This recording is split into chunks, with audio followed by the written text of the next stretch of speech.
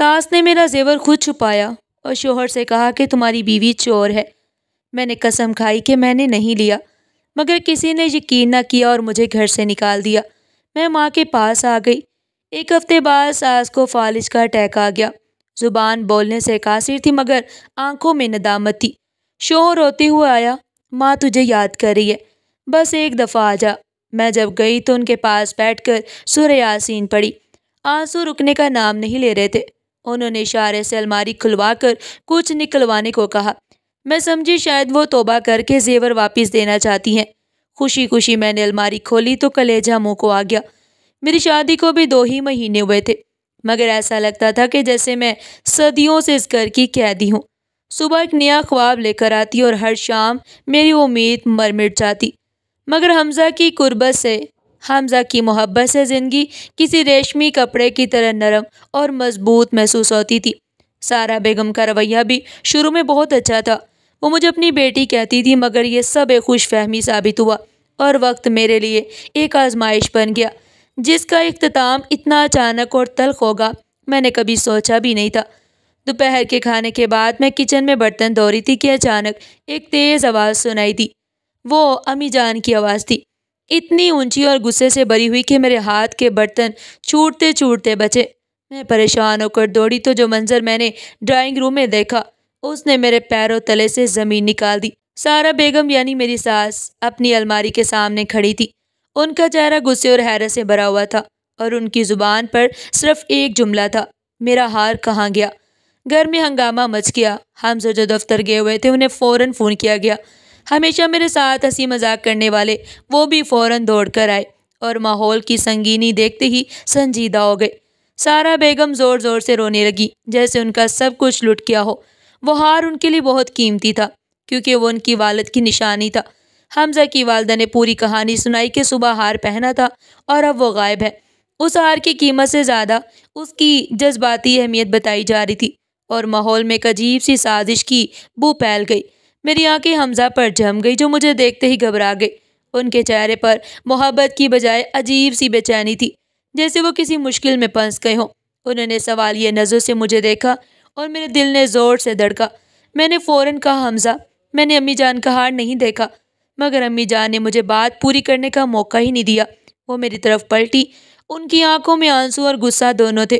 انہوں نے سخت لہجے میں کہا کہ کمرے میں صرف عائشہ جاتی ہے اور کوئی باہر کا شخص گھر میں نہیں آتا، تو ہار کس نے لیا ہوگا تمہارے علاوہ؟ ان کا یہ الزام ایک تیز خنجر کی طرح میرے دل میں پیوست ہو گیا۔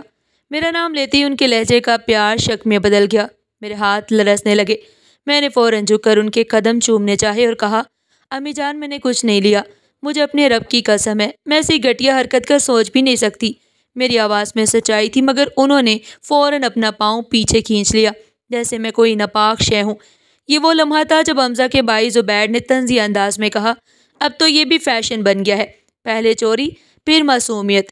ان کے لہجے میں ایسی نفرت تھی کہ مجھے یقین نہیں آیا کہ یہ وہی شخص ہے جو کل تک مجھے بھابھی جان کہتا تھا۔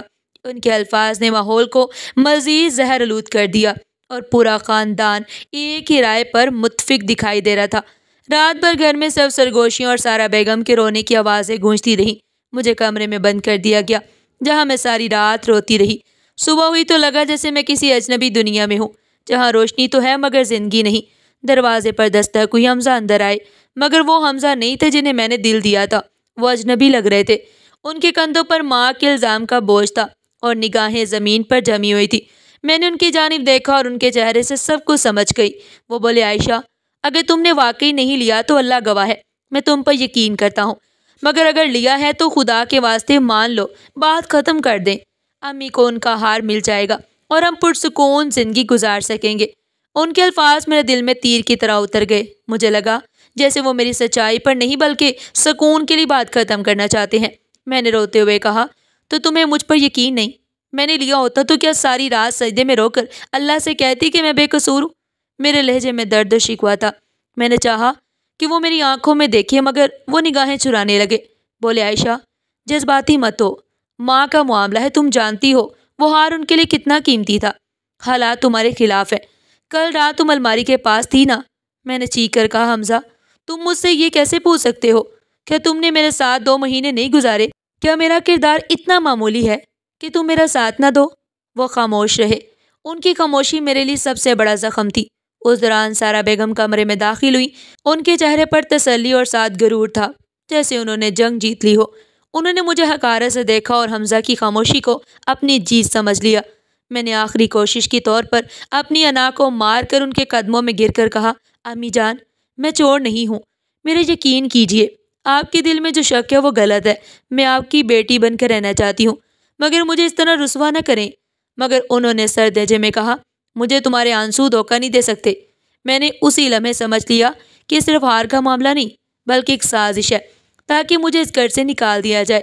میری آنکھوں میں اب آنسو نہیں تھے، آگ تھی۔ میں نے سارا بیگم کی آنکھوں میں دیکھ کر کہا، میرا اللہ گواہ ہے، اگر میں بے قصور ہوں تو وہ آپ کو میری سچائی ضرور دکھائے گا۔ رات کو حمزہ نے کمرہ الگ کر لیا۔ انہوں نے بس اتنا کہا، تم آرام کرو، مجھے دفتر کا کام ہے، میں باہر والے کمرے میں سوؤں گا۔ مگر میں جانتی تھی کہ یہ کام کا بہانہ نہیں تھا بلکہ ہمارے درمیان دیوار کھڑی کرنے کا طریقہ تھا۔ رات بھر میں جاگتی رہی اور سوچتی رہی کہ محبت اتنی کمزور کیسے ہو سکتی ہے۔ اگلی صبح قیامت تھی۔ میں تہجد کے بعد اٹھی تو باہر سرگوشیوں اور قدموں کی چاپ سنائی دی۔ محلے کی عورتیں جمع تھی، سب تماشا دیکھنے آئی تھی۔ میں سمجھ گئی کہ یہ میری اس گھر میں آخری صبح ہے۔ گیٹ سے باہر قدم رکھا تو ایک دم سے سناٹا چھا گیا۔ سب عورتوں کی نگاہیں مجھ پر تھی۔ ان کی آنکھوں میں تجسس، نفرت اور ایک عجیب سی تفریح تھی۔ ان کی خاموشی میرے لیے کسی سزا سے کم نہیں تھی۔ سارا بیگم کے چہرے پر نقلی مظلومیت تھی۔ وہ بلند آواز میں بولی، دیکھو دیکھو، یہ ہے وہ بہو جس نے اپنی ساس کا زیور چرایا ہے۔ کل کی آئی ہوئی لڑکی ہمیں سبق سکھانے چلی تھی۔ ان کے اعلان کے بعد جیسے محفل میں ہر عورت کی زبان پر سرگوشیاں تھی۔ کوئی طنز کر رہی تھی، کوئی ہنس رہی تھی۔ حمزہ جو کل تک میری زندگی کا سہارا تھے، وہ ایک کونے میں خاموش تماشائی بنے کھڑے تھے۔ ان کا وجود تو وہاں تھا مگر ان کا دل، ان کا اعتماد اور ان کا ساتھ سب غائب تھا۔ میں نے ایک لمحے کو ان کی جانب دیکھا۔ میری آنکھوں میں سوال تھا، حمزہ کیا تم مجھے اس طرح ذلیل ہونے دو گے؟ مگر ان کے چہرے پر شرمندگی اور خوف کے سوا کچھ نہیں تھا۔ انہوں نے میرے حق میں ایک لفظ بھی نہیں کہا۔ ان کی خاموشی میرا گلا گھونٹ رہی تھی۔ محفل 1 گھنٹے سے جاری تھی۔ سارا بیگم ہر عورت کو بلا بلا کر دکھا رہی تھی کہ کس طرح ان کے ساتھ ظلم ہوا ہے۔ وہ بار بار زیور کی قیمت، اس کی جذباتی اہمیت اور میری مبینہ بے شرمی کا قصہ دہرا رہی تھی۔ آخر میں انہوں نے دروازے کی طرف اشارہ کر کے کہا، چور ہمارے گھر کی عزت نہیں بن سکتی، اسے فوراً یہاں سے نکالو۔ پھر ایک اذیت ناک لمحہ آیا جب انہوں نے میری ماں فاطمہ کو فون کر کے بلایا، آؤ اور اپنی بیٹی کو لے کے جاؤ جس نے ہمارا گھر لوٹ لیا ہے۔ ہم نے اسے بیٹی سمجھا تھا مگر یہ تو نافرمان نکلی۔ ان کے الفاظ میرے کانوں میں ہتھوڑے بن کر گونجنے لگے۔ میں نے اللہ سے دعا کی کہ میری ماں یہ سب سننے سے پہلے پہنچ جائے۔ جب میری ماں فاطمہ وہاں پہنچی تو وہ منظر دیکھ کر ساکت رہ گئیں۔ انہوں نے مجھے دیکھا، میرے آنسوؤں اور جھکے سر کو دیکھا، پھر سارا بیگم کے چہرے کی فاتحانہ مسکراہٹ کو بھی۔ سارا بیگم نے ان سے کہا، چور بیٹیوں کو ان کی مائیں ہی بناتی ہیں، جاؤ اسے اپنے ساتھ لے جاؤ۔ جانے کا وقت آ گیا۔ میری ماں نے ایک لفظ بھی نہ کہا، صرف میرے قریب آئیں اور خاموشی سے میرا ہاتھ تھاما۔ ان کی آنکھوں میں درد اور بے بسی تھی۔ وہ بس یہی کہہ سکی، بیٹی چلو۔ میں نے روتے ہوئے کہا، امی میں بے قصور ہوں، ایک دن آپ کو یقین آ جائے گا۔ سارا بیگم نے یہ سن کر طنزیہ مسکراہٹ دی اور منہ پھیر لیا۔ سب لوگ تماشائی بنے ہوئے تھے، جیسے آج شہر میں کوئی تماشا ہو رہا ہو۔ ہر سرگوشی ایک الزام تھی۔ میرا دل ٹوٹ گیا مگر ایک چیز اب بھی قائم تھی، میرا ایمان کہ میں سچی ہوں۔ ماں مجھے اپنے ساتھ لے گئی، میں اس گھر کو چھوڑ کر نکل گئی۔ مجھے یاد نہیں کہ راستے میں کوئی بات کی ہو، میں بس آنسو بہاتی رہی۔ جب ہم ماں کے گھر پہنچے جہاں میرا بچپن گزرا تھا، وہاں کی فضا مجھے اجنبی لگی۔ میں اپنی ماں کی گود میں گر گئی اور بے ہوش ہو گئی۔ شاید میرا جسم اتنی ذلت، اتنے جھوٹ اور اس تنہائی کا بوجھ نہیں اٹھا سکا تھا۔ جب آنکھ کھلی تو میں اپنے بچپن کے کمرے میں تھی۔ دیواروں پر پرانی تصویریں لگی تھی جو ماضی کی خوشیاں یاد دلا رہی تھی۔ ماں میرے سرہانے بیٹھی تھی، ان کی آنکھوں میں گہری فکر تھی۔ انہوں نے میرا ہاتھ تھاما تو میرے آنسو پھر بہنے لگے۔ ماں نے مجھے گلے سے لگایا اور نرمی سے کہا، بیٹا صبر کر، یہ دنیا امتحان کی جگہ ہے، وقت آنے پر چہرے بے نقاب ہو جاتے ہیں۔ ان کے الفاظ میرے دل پر مرہم بن گئے مگر اس لمحے میرے اندر درد سے زیادہ حیرت تھی۔ میں نے ماں سے سوال کیا، ماں انسان اتنا جلدی کیسے بدل جاتا ہے؟ جس شخص نے ساری عمر ساتھ نبھانے کا وعدہ کیا، وہ ایک جھوٹے الزام پر اتنا کمزور کیسے پڑ گیا؟ میرے لیے آواز تک نہ اٹھائی۔ ماں نے میرے سر پر ہاتھ پھیرا اور بولی، بیٹا مرد کا یقین اکثر ان رشتوں پر زیادہ ہوتا ہے جہاں سے وہ آیا ہوتا ہے۔ اس نے ماں کے لفظ کو سچ مانا۔ وہ کمزور ہے مگر تم ہار مت ماننا۔ میری ماں کا ایمان بہت مضبوط تھا، ان کی باتوں نے میرے دل میں نیا حوصلہ جگا دیا۔ میں خاموش بیٹھی رہی، ناشتہ تک نہیں کیا۔ میرے جسم کو بھوک نہیں تھی، روح کو سکون چاہیے تھا۔ میں نے قرآن کھولا اور تلاوت شروع کر دی۔ ہر آیت میرے زخموں پر مرہم بن گئی، جیسے اللہ تعالیٰ خود مجھ سے بات کرے ہوں۔ مجھے احساس ہوا کہ دنیاوی رشتے عارضی ہیں مگر اللہ کا سہارا دائمی ہے۔ دوپہر کو ماں میرے پاس آئیں، انہوں نے میرے ماتھے پر بوسہ دیا اور کہا، بیٹی میں نے تمہارے والد سے بات کی ہے، وہ شہر سے باہر ہے مگر کل تک آ جائیں گے، ہم مل کر تمہارا ساتھ دیں گے۔ پھر انہوں نے کہا، اگر تم سچی ہو تو اللہ تمہیں عزت دے گا، مگر اس عزت کے لیے تمہیں خود کھڑا ہونا ہوگا۔ ان کی بات میرے دل میں گھر کر گئی۔ میں نے فیصلہ کیا کہ میں چپ نہیں رہوں گی، میں ذلت لے کر نہیں بیٹھوں گی۔ میں نے سوچا جب میں نے چوری نہیں کی تو سارا بیگم کا رویہ اچانک اتنا کیوں بدل گیا؟ میں نے سچائی تلاش کرنے کا ارادہ کر لیا۔ میں اپنی پاکیزگی ثابت کر کے رہوں گی تاکہ حمزہ اور ان کے خاندان کو پتہ چلے کہ انہوں نے ایک بے قصور عورت پر ظلم کیا ہے۔ میں نے ماں سے کہا کہ حمزہ کے گھر سے میرا ایک پرانا سوٹ اور کچھ کتابیں رہ گئی تھی جو میں واپس لینا چاہتی ہوں۔ ان میں میری ایک ڈائری بھی ہے جس میں میرے نوٹس ہیں۔ ماں نے کہا، ٹھیک ہے، میں کل سارا بیگم کو فون کر کے کہوں گی کہ عائشہ کی کچھ تعلیمی کتابیں اور کپڑے وہ کسی کے ہاتھ بھیج دیں تاکہ تمہیں جانا نہ پڑے۔ میں جانتی تھی سارا بیگم انکار نہیں کریں گی، مگر میرا مقصد کچھ اور تھا۔ میں نے اپنے منصوبے پر غور کیا، میرے اندر نیا حوصلہ پیدا ہو چکا تھا۔ یہ خاموش جنگ تھی جس میں میرا ہتھیار صرف میرا سچ اور میرا ایمان تھا۔ میں نے دل میں عہد کیا کہ میں مظلوم بن کر نہیں رہوں گی بلکہ اپنی عزت واپس لے کر ہی رہوں گی۔ مجھے یقین تھا کہ وہ ہار اسی گھر میں کہیں نہ کہیں چھپا ہے، چاہے سارا بیگم کی یادداشت کمزور ہو گئی ہو یا یہ سب ایک سوچی سمجھی چال ہو۔ میں نے دعا کی کہ اللہ مجھے بصیرت عطا فرمائے تاکہ میں سچ تک پہنچ سکوں اور اپنے شوہر کا اعتماد دوبارہ حاصل کر سکوں۔ ادھر میں اپنی عزت کی جنگ لڑنے کی تیاری کر رہی تھی تو ادھر اس گھر میں سناٹا چھا گیا۔ حمزہ کے دل میں عجیب سا خلا تھا۔ وہ خود نہیں جانتے تھے کہ کیا سوچے ہیں مگر ان کا دل کہتا تھا کہ وہ غلطی پر ہیں۔ وہ مجھ سے رابطہ نہیں کر رہے تھے مگر انہیں سکون بھی نہیں مل رہا تھا۔ وہ خواب میں مجھے دیکھتے، میں روتی تھی اور ان سے مدد مانگتی تھی مگر وہ مجھے پکڑ نہیں پاتے تھے۔ ان کا ضمیر انہیں مسلسل جھنجھوڑا تھا کیونکہ وہ جانتے تھے کہ میں ایسی نہیں تھی، مگر ماں کے سامنے وہ کمزور پڑ گئے۔ دفتر میں بھی ان کا دھیان نہیں رہتا تھا، فائلوں میں غلطیاں کرنے لگے۔ ان کے دوست نعمان نے ان کی حالت دیکھی اور ایک شام انہیں چائے پر لے گیا۔ بھائی کیا بات ہے، تم ہر وقت اداس رہتے ہو؟ حمزہ نے پہلے تو بات ٹالنے کی کوشش کی مگر جب نعمان نے اصرار کیا تو انہوں نے آہستہ آہستہ سارا قصہ سنایا اور بتایا کہ کیسے الزام لگا اور میں گھر چھوڑ گئی۔ نعمان حیران رہ گیا۔ اس نے کہا، حمزہ یہ تم نے کیا کر دیا؟ تم اپنی نئی نویلی بیوی کو ایک بے بنیاد الزام پر کیسے نکال سکتے تھے؟ تم نے اس کا ساتھ کیوں نہیں دیا؟ حمزہ نے دھیرے سے کہا، میں نے ماں کی طرف دیکھا، وہ رو رہی تھی۔ میں نے سمجھا شاید واقعی عائشہ نے کچھ غلط کیا ہے۔ میں نہیں جانتا تھا کہ کس کا یقین کروں۔ کبھی کبھی الزام کا بوجھ اپنی آنکھوں سے دیکھنے کے بعد ان پر بھاری رہتا ہے۔ میں نے اپنی سچائی کو اس کی محبت پر ترجیح دی ہے۔ یاد رکھنا، ایک رشتے کو نبھانے میں کئی سال لگتے ہیں مگر اسے توڑنے میں لمحے کافی ہوتے ہیں۔ جب حمزہ گھر آئے تو انہیں گھر میں سناٹا محسوس ہوا۔ سارا بیگم جو عموماً مغرب کے بعد قرآن پڑھتی تھی آج خاموش بیٹھی دیوار کو گھور رہی تھی۔ ان کے چہرے پر ایک عجیب سی گھبراہٹ تھی، وہ خود کو کسی بڑی مشکل میں پھنسا ہوا محسوس کر رہی تھی۔ ان کی آنکھیں کافی باری تھی جیسے وہ رات بھر سوئی نہ ہو۔ حمزہ کو کچھ عجیب سا لگا۔ ماں ہمیشہ ہر حال میں مضبوط رہتی تھی مگر آج وہ کسی ڈری ہوئی بچے کی طرح لگ رہی تھی۔ انہوں نے کوئی بات نہ کہی، بس اشاروں سے حمزہ کو جانے کے لیے کہا۔ اس رات حمزہ بستر پر لیٹے اور ان کی آنکھوں کے سامنے میرا روتا ہوا چہرہ گھومتا رہا۔ انہیں احساس ہوا کہ ہار گم ہونے سے زیادہ بڑا نقصان ہو چکا ہے۔ اس نے مجھے اپنا سب سے بڑا اعتماد چھین لیا۔ اس نے اپنے دل سے پوچھا، کیا ماں مجھ سے جھوٹ بول سکتی ہیں؟ اس سوال کا جواب نفی میں ہونا چاہیے تھا مگر دل میں کوئی جواب نہیں آیا۔ وہ کروٹیں بدلتے رہے، ہر کروٹ پر میرے آنسو محسوس ہوتے رہے۔ اس رات حمزہ کو احساس ہوا کچھ غلط ہو چکا ہے۔ یہ صرف ہار کا معاملہ نہیں تھا، یہ عائشہ کی زندگی کا مسئلہ تھا۔ اس کا دل پچھتاوے کی آگ میں جل رہا تھا۔ میری ماں کا منصوبہ کامیاب رہا۔ سارا بیگم نے بے رخی سے جواب دیا کہ وہ کسی نوکر کو بھیج دیں مگر میری ماں نے اصرار کیا کہ وہ کسی تیسرے شخص کو نہیں بھیجیں گی، وہ خود قرآن اور کتابیں لے لیں گی۔ سارا بیگم نے ہچکچاتے ہوئے اجازت دے دی۔ میں تیار تھی، جانتی تھی کہ مجھے کس طرح ان تک پہنچنا ہے اور میں اگلے دن جانا تھا۔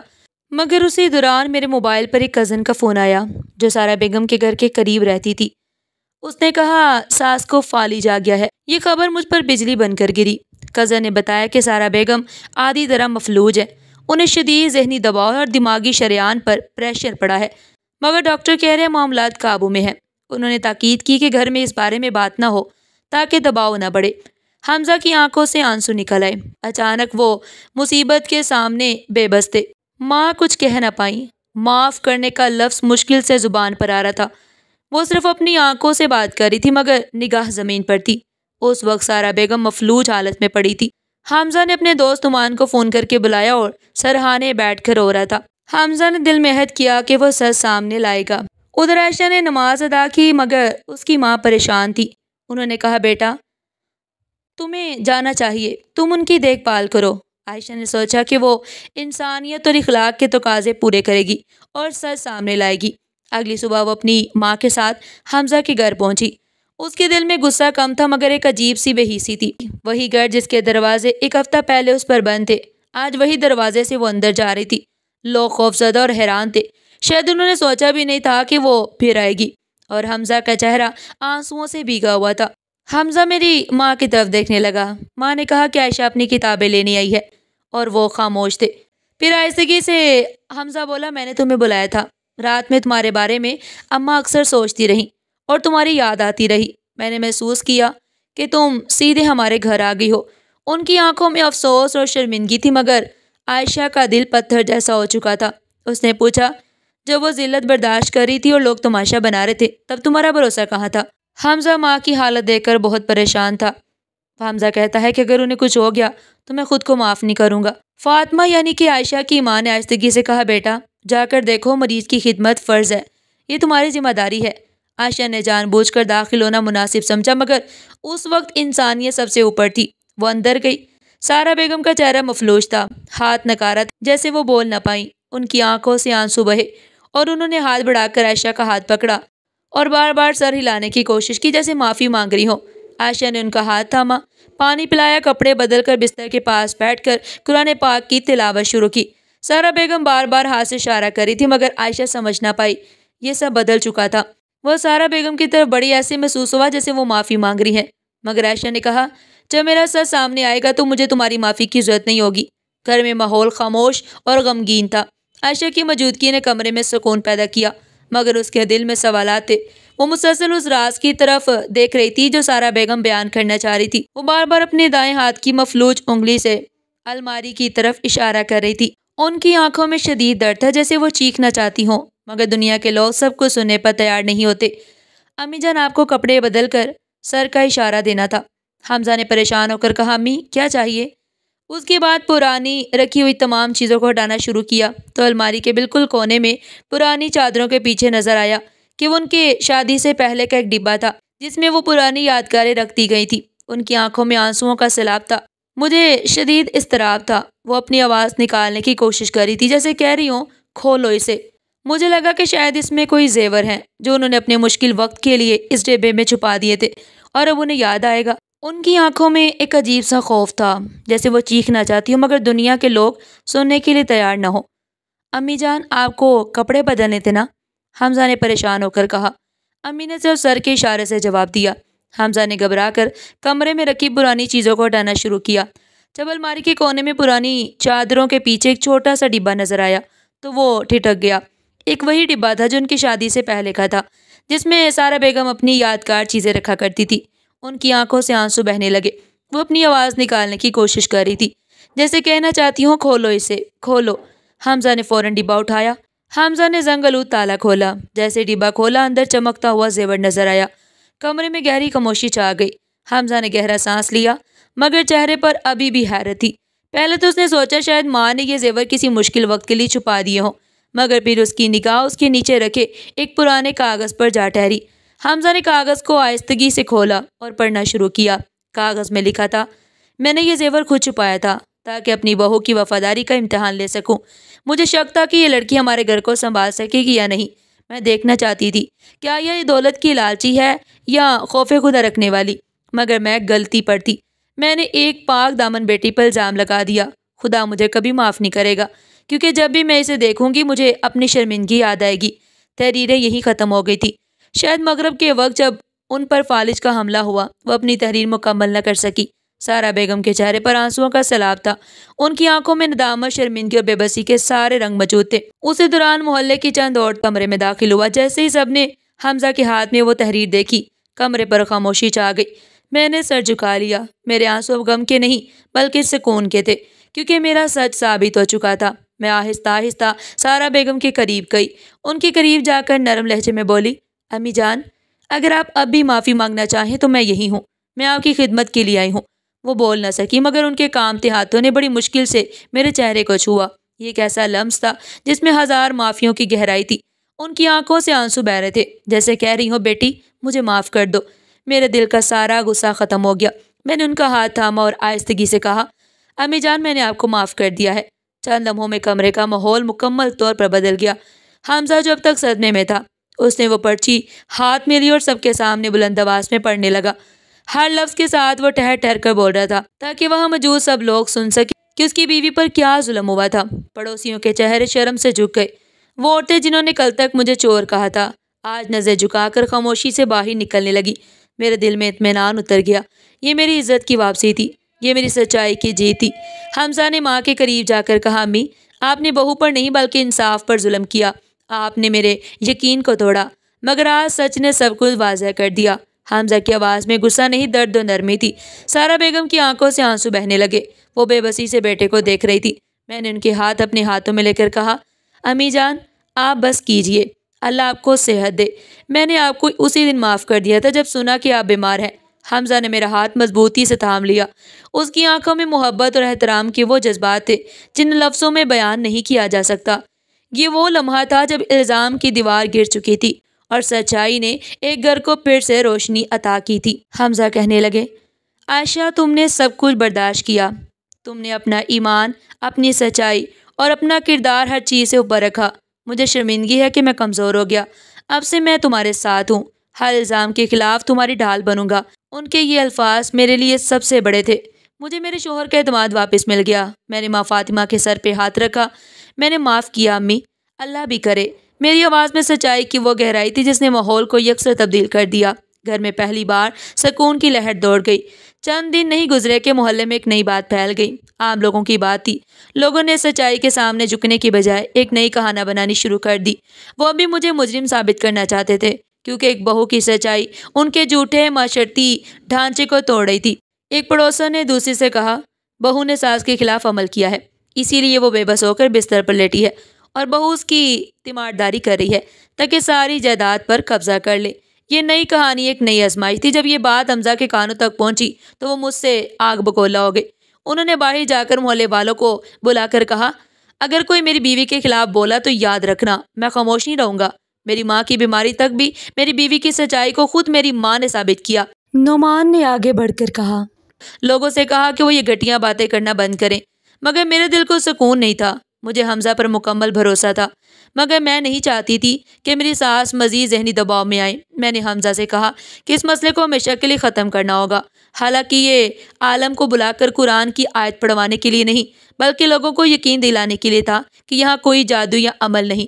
حمزہ نے میری بات مانی اور امام صاحب کو بلایا۔ انہوں نے گھر میں قرآن کی تلاوت کی، جس سے گھر میں ایک روحانی سکون پیدا ہوا۔ آہستہ آہستہ لوگوں کی زبانیں بند ہونے لگی، مگر میں جانتی تھی کہ یہ صرف عارضی خاموشی ہے۔ مجھے بڑے پلیٹ فارم پر کھڑے ہو کر اپنی عزت کی بحالی کرنی تھی۔ میں نے اور حمزہ نے مل کر ایک بڑا فیصلہ کیا۔ ہم نے طے کیا کہ سچائی کو سب کے سامنے بڑے مجمع میں بیان کیا جائے گا۔ اگلے جمعے کو حمزہ مسجد میں کھڑے ہوئے۔ امام صاحب کی اجازت سے پورا واقعہ بیان کیا۔ میری بے عزتی، میری ماں کا جھوٹ، میرا گھر چھوڑ کر جانا اور پھر امی کی بیماری کے بعد کی سچائی کی انکشافات تک سب کچھ تفصیل سے بتایا۔ امام صاحب نے اس کے بعد اپنا بیان جاری رکھا اور کہا، کسی پر الزام لگانا گناہ کبیرہ ہے۔ کسی عورت کی عزت ایک بار ٹوٹ جائے تو یہ صرف اس کا نہیں بلکہ پورے معاشرے کا جواب دہ ہوتا ہے۔ ہم سب کو بغیر ثبوت کسی پر الزام تراشی نہیں کرنی چاہیے اور ہر مظلوم کے ساتھ کھڑے ہونا چاہیے۔ جمعہ کے دن محلہ بھر میں خاموشی تھی۔ لوگوں کو پہلی بار احساس ہوا کہ انہوں نے کتنا بڑا ظلم کیا تھا۔ سارا بیگم کی حالت میں کوئی خاص بہتری نہیں آئی۔ ان کی صحت آہستہ آہستہ گرتی جا رہی تھی۔ فالج کا اثر ان کے جسم اور روح دونوں کو تھکا چکا تھا۔ میں نے ان کی خدمت پورے دل و جان سے جاری رکھی جیسے وہ میری ماں ہو۔ کچھ ہفتے بعد ایک شام سارا بیگم انتقال کر گئی۔ جب ان کی آخری سانسیں چل رہی تھی تو حمزہ اور میں ان کے پاس تھے۔ ان کے ہونٹوں نے آخری بار حرکت دی اور آخری بار اپنی اعترافی دعا مکمل ان کے الفاظ بیٹیوں پر ظلم کی دعا یا بد دعا نہیں بلکہ شفقت اور افسوس سے بھرے تھے۔ ان کے آخری لمحات میں ان کی آنکھوں میں آنسو تھے، مگر گناہ کے نہیں بلکہ محبت اور افسوس کے آنسو تھے۔ جنازے کے بعد سورہ یاسین پڑھتے ہوئے میں نے کہا، ماں میں نے آپ کو معاف کر دیا کیونکہ میرا رب بخشنے والا ہے۔ آپ کو آپ کا ہارٹ تو مل گیا مگر آپ کو اپنی سچائی کا احساس نہیں ملا۔ میں نے دعا کی کہ اللہ انہیں ان کی نیتوں کے مطابق بہترین جزا دے۔ سارا بیگم کے انتقال کے بعد ہمارا گھر بدل گیا۔ ہم نے عائشہ کے ساتھ مل کر گھر کی ذمہ داریاں سنبھالی۔ حمزہ نے میرا ہاتھ تھام کر کہا، اب ہماری زندگی کا نیا آغاز ہے، ایمان اور سچائی کے ساتھ۔ میں تمہیں ہمیشہ عزت دوں گا جو تم نے کھوئی تھی۔ میں نے ان کی طرف دیکھا۔ ہمارے رشتے نے ایک طویل اور مشکل سفر طے کیا۔ میں جانتی تھی کہ گھر اب میرے لیے صرف ایک چھت نہیں بلکہ ایسی جگہ تھی جہاں میں نے اپنی سچائی کو ثابت کیا، اور اس گھر کی بہو نہیں بلکہ حقیقی مالکن تھی جو عزت اور سچائی کے اصولوں پر کھڑی تھی۔ ناظرین، آپ کو آج کی یہ کہانی کیسی لگی؟ کمنٹ سیکشن میں اپنی قیمتی رائے کا اظہار ضرور کیجیے گا۔ اس طرح کی مزید سبق آموز کہانیاں سننے کے لیے ہمارے چینل کے ساتھ جڑے رہیے گا۔ پھر ملتے ہیں ایک نئی کہانی کے ساتھ، تب تک کے لیے اللہ حافظ۔